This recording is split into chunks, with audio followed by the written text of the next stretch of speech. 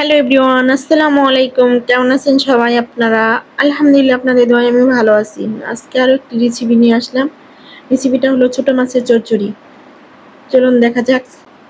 ছোট মাছ চচ্চড়ি করার জন্য প্রথমে আমি ফ্রাই প্যান দিয়ে পরিমাণ মতো তেল, কাঁচামরিচ কুচি, পেঁয়াজ কুচি দিয়ে ভালোভাবে নেড়ে চেড়ে ভেজে নিতেছি।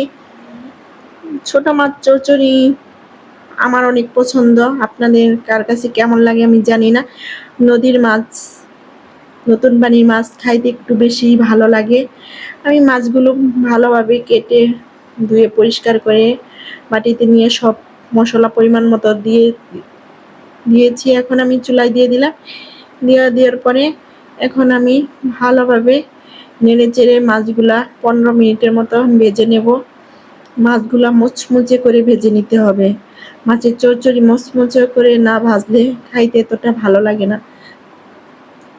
দেখেন আমি মাছগুলো আলতু আলতু ভাবে নাড়াচাড়া দিচ্ছি যাতে এমনিতেই ছোট মাছ ভেঙে না যায়। আস্তে আস্তে লো হিটে চুলাটা দিয়ে ভালোভাবে ভেজে নেব। দেখেন তো ছোট মাছ ভাজিটা কেমন হইতেছে।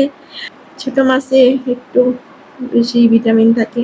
আমার মাছ ভাজিটা প্রায় হয়ে গেছে, কালার দেখে বোঝা যাচ্ছে, কিন্তু তারপরেও আমি একটু কড়া করে ভাজি করব, এজন্য আরো 5 মিনিটের মতো নেড়ে চেড়ে ভালোভাবে ভেজে নিলাম।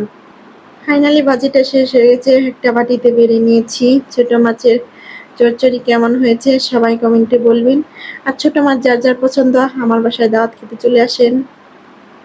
সবাই ভালো থাকবেন। এরকম ভিডিও পেতে হলে আমার পেজটা ফলো দিয়ে আপনারা সবাই পাশেই থাকবেন।